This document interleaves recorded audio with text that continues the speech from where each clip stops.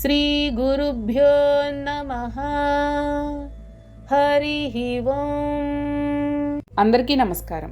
సదాచార ప్రవర్తిక, ఇది అమ్మవారి 356వ నామం. ఇది 8 అక్షరాల నామం. ఈ నామంతో అమ్మవారికి నమస్కారం చేసేటప్పుడు సదాచార ప్రవర్తికాయే నమః అని చెప్పాలి.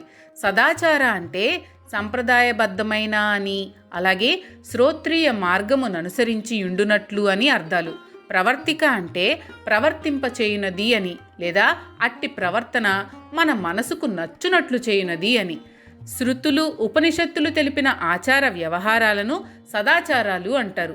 ఈ సదాచారానికి అనుగుణంగా ఉండే ప్రవర్తన మన మనసుకు కూడా నచ్చేటట్లు చేస్తుంది అమ్మవారు. శ్రేష్ఠులైన వారు, పెద్దలు ఏవి ఆచరిస్తారో దాన్నే ప్రమాణంగా తీసుకుని మిగిలిన వారు అనుసరిస్తారు అని గీతా ప్రబోధం. కాబట్టి అమ్మవారు తాను జగజ్జననిగా, గృహిణిగా, భార్యగా, అధికారినిగా ఇలా వివిధ బాధ్యతలను ఎలా నిర్వర్తించాలో అలా ప్రవర్తిస్తుంది.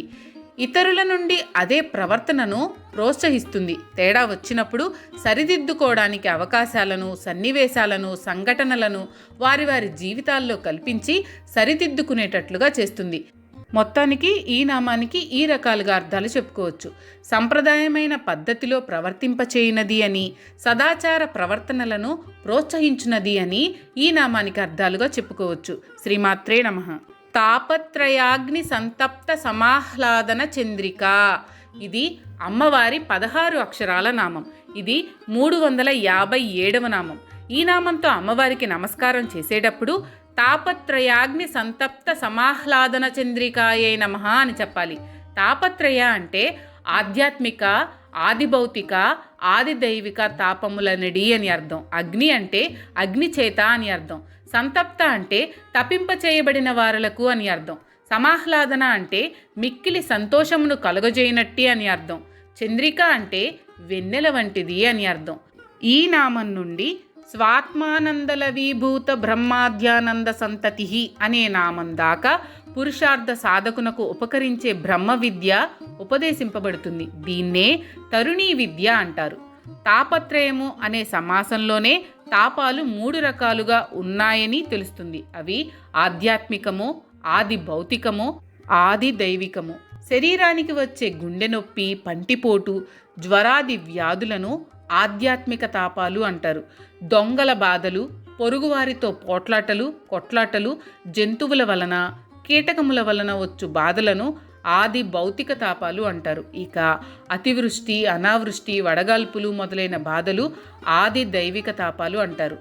ఆధ్యాత్మిక తాపము ఉపశమిస్తే వ్యక్తిగతంగా ప్రతిఫలం ఉంటుంది.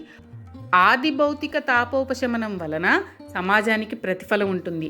ఆది దైవిక తాపోపశమనం వలన జగత్ కళ్యాణమే ప్రతిఫలంగా సిద్ధిస్తుంది. తాపత్రయముల వలన కలిగే బాధలలో మగ్గిపోయే వారికి శీతలోపచారాలు చేసి ఆహ్లాదపరిచే చల్లని వెన్నెల వంటిది అని ఈ నామానికి అర్థం. మైనల్లాంటి బుద్ధిని అంతకంటే వేడిగా, చంచలంగా ఉండే ఇంద్రియాల దగ్గరకు, మనసు దగ్గరకు తీసుకువెళ్లకుండా అంతకంటే స్థిరమైన స్థితిలో చల్లగా ఉండే ఆత్మేశ్వరి దగ్గరకు తీసుకువెళితే గాని ఈ తాపత్రయోపశమనం కలగదు. శ్రీమాత్రే నమః.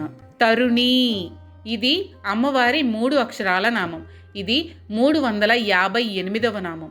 ఈ నామంతో అమ్మవారికి నమస్కారం చేసేటప్పుడు తరుణ్యే నమః అని చెప్పాలి.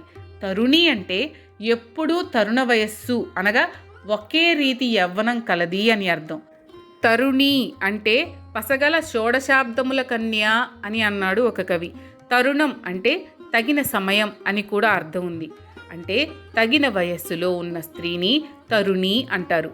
అందరు స్త్రీలకు తమ తమ జీవితాల్లో ఈ తరుణ వయస్సు ఉంటుంది, కానీ కొంతకాలమే ఉంటుంది. అటుపైన ప్రౌఢ, వృద్ధ ఇలా మారి మారి చివరకు జరా మరణాలు చేరువై తనువు చాలిస్తారు. కానీ అమ్మవారు ఎప్పుడూ తరుణ వయస్సులోనే ఏకరీతి యవ్వనంలో ఉంటుంది.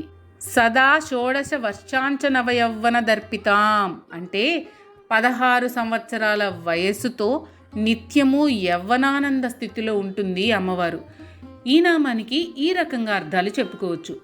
ఎప్పుడు ఏకరీతి యవ్వనంలో నుండునది అని, ఎప్పుడు 16 సంవత్సరాల యవ్వనానంద స్థితిలో ఉండునది అని ఈ నామానికి అర్థాలుగా చెప్పుకోవచ్చు. శ్రీమాత్రే నమః. తాపసారాధ్య, ఇది అమ్మవారి 5 అక్షరాల నామం. ఇది 359వ నామం.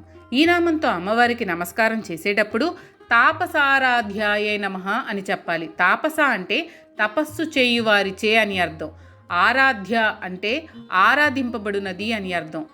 ఆహార విహార చేష్టలలో నియమబద్ధంగా ఉండి, ద్వంద్వాలకు అతీతంగా ఉండి, త్రికరణ శుద్ధిగా సదాచారాలను పాటిస్తూ తాపత్రయ రహితులైన వారిని తాపసులు అంటారు. ఇట్టి తాపసులచే అమ్మవారు ఆరాధింపబడుతుంది, ఉపాసింపబడుతుంది. తాపసులచే ఆరాధింపబడునది అని ఈ నామానికి అర్థంగా చెప్పుకోవచ్చు. శ్రీమాత్రే నమః. తనుమధ్య, ఇది అమ్మవారి 4 అక్షరాల నామం. ఇది 360వ నామం. ఈ నామంతో అమ్మవారికి నమస్కారం చేసేటప్పుడు తనుమధ్యాయే నమః అని చెప్పాలి. తను అంటే కృషించిన అనగా సన్నని అని అర్థం. మధ్య అంటే కటి ప్రదేశము అని. ఈ నామం అర్థం చేసుకునే ముందు లక్ష్య రోమలతాధారత సమున్నేయ మధ్యమ అనే నామం వచ్చింది కదా, ఈ నామం వివరణ కూడా ఒకసారి చూడాల్సి ఉంటుంది. తనువు అంటే స్వల్పము, కృషించిన, తక్కువ మొదలైన అర్థాలున్నాయి.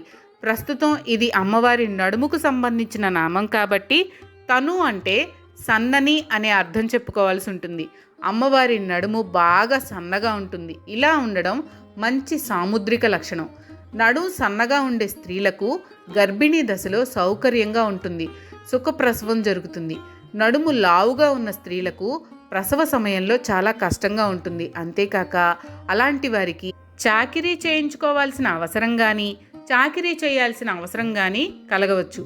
తనువు అంటే శరీరం లేదా వపుషము అని అర్థం.